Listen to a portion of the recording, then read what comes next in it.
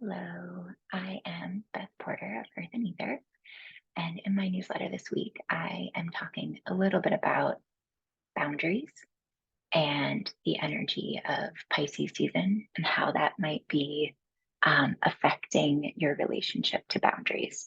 So, in the newsletter, I am sharing really more details about some of the inquiry that might be occurring.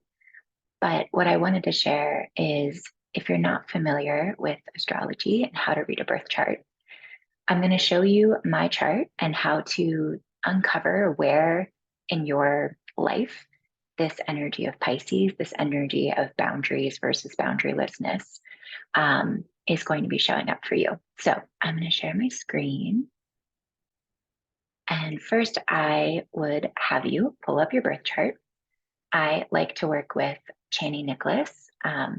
Their work is just prolific and beautiful and really resonates with me. So that is where I suggest to get your chart.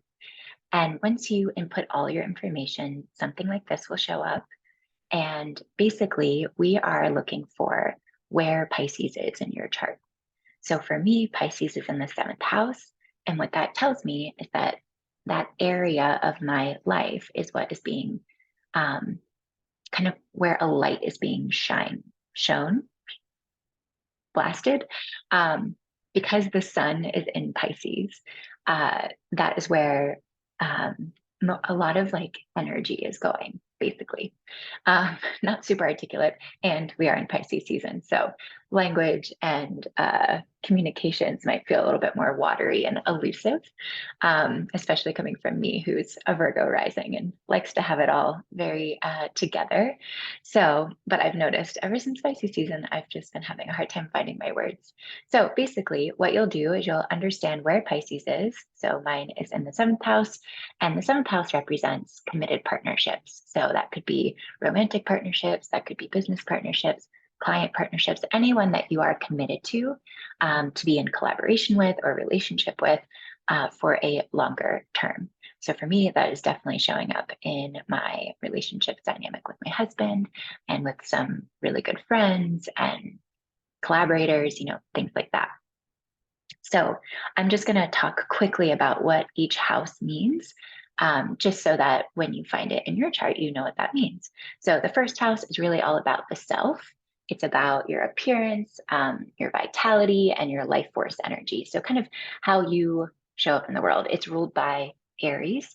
And so that first sign of the zodiac is just like birthing and jumping out into the world. So if Pisces is showing up here, you're going to have a lot of um, nudges or inquiry or an invitation to adjust maybe your boundaries with yourself. Like, where do you need to be more disciplined? Where do you need to be a little more gentle with yourself and fluid? Where can you allow more gray area, et cetera, et cetera? The second house is ruled by Taurus, and this is really all about, the material realm. So the earth, um, physical, tangible things, how you make money.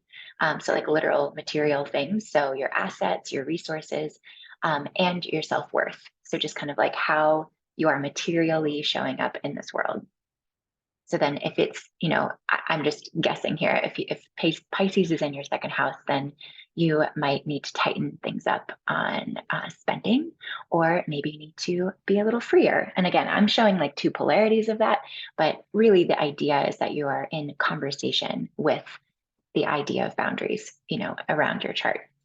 Okay, so the third house, ruled by Gemini, is about communication, your daily rituals, siblings and extended family, kind of more of like your localized community. Yeah, and how you're speaking, how you are interpreting language, maybe like writing projects, things like that.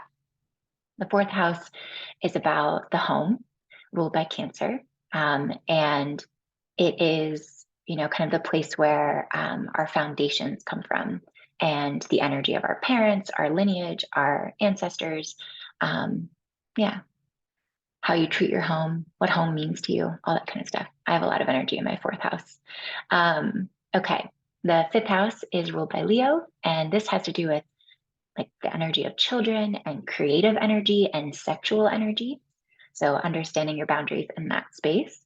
The sixth house, ruled by Virgo, is about your work life, and your health, and kind of like those day to day routines um, that support, your work systems and your physical health systems. We already talked about the seventh house. The eighth house is ruled by Scorpio. This house is about it's really about the kind of the opposite of Taurus, the second house. It's about the non-material world, the things that we can't see, the kind of like sometimes scarier or darker sides of life. Again, the areas where like light isn't shining. Um, so that is kind of like exploring death and grief, mental health, and real, power dynamics and relationship to other people's resources. So whereas like this is about your own ability to create resource, this is about collaboration and like receiving grants or inheritances or um, dividends on stocks and things like that. So kind of like the sort of how resources come into your life that are not coming directly from you and your material realm.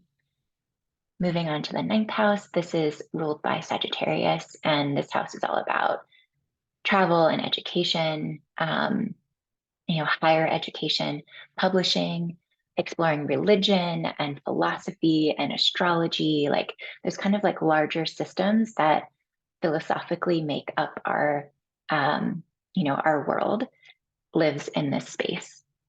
Then the 10th house has to do with your career and how people see you in the public light. The 11th house is, this is ruled by Capricorn. The 11th house is ruled by Aquarius, and this is about community and, you know, innovation, innovative, like creating innovative systems and stuff like that, but for like the greater community.